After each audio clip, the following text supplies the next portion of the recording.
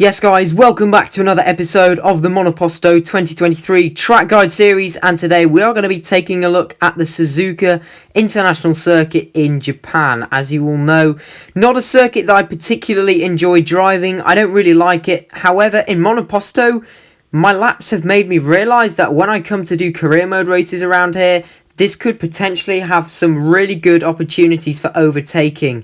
So actually, this track may not be as bad as it seems when I've played F1 2016, for example.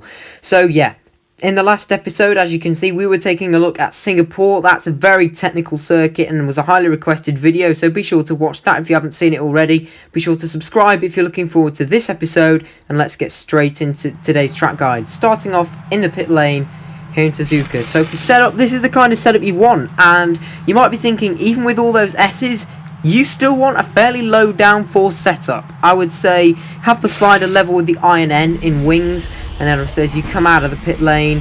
So yeah, that's kind of the setup you want. I would, as I say, the brake balance and suspension settings, they're really not going to make that much of a difference. It's the wing setup that's really going to make the difference when it comes to lap time.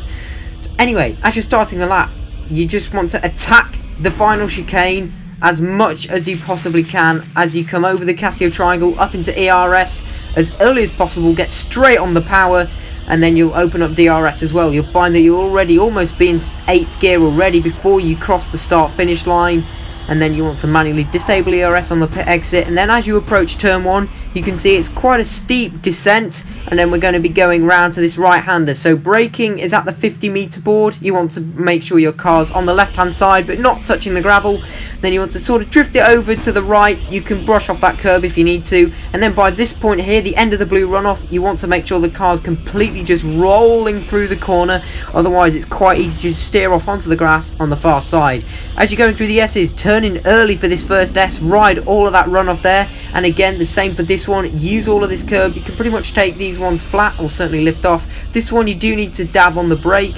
However, make sure that with the S's you try not to take them all flat, and also don't touch the grass, as you can just spin and it will effectively just cancel your qualifying lap.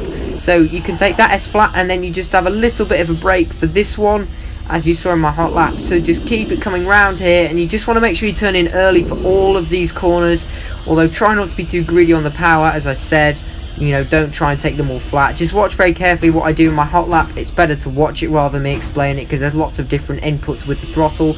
Then as you come down towards the end of the first sector, you can use a bit of ERS here. This is just straight line braking through this corner, under the bridge, and then again we're starting the second section of the figure of 8 now. A bit of ERS up here if you want to, as we now get towards the hairpin. So braking, there's no brake markers, this is just guesswork, but it's straight line braking. Let the car roll through the apex, although just be careful to A, not come too wide, but B, not get on the power too early once you are effectively mid-turning. So you just let the car roll through. You should want to probably be in 3rd gear, and then you want to come up into ERS. Once you've straightened up, get on the power nice and early, come all the way across here, use this runoff. It's a slightly shorter inside line, and now we're going to be coming towards Spoon Curve, which I think is one of the hardest corners on this track, which is why I've included it as one of the outtakes that I made especially for this video, to show you some of the common misconceptions. And this is why. You might be thinking, yes, it's easy to come too wide through there. However, this second part of the corner is really difficult because it's completely blind. So make sure you brake,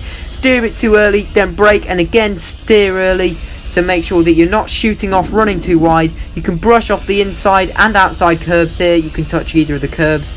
They shouldn't really give any implications to your lap. They shouldn't affect you in any way.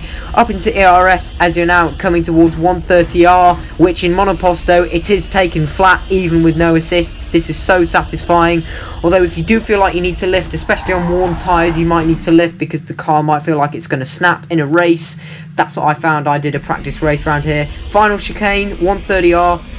Sorry, Casio triangle, 50-meter braking. Again, attack the chicane as much as possible. You really don't need to brake that much. Up into ERS, up into DRS, and that concludes the lap of Suzuka. I appreciate this was a very, very short track guide.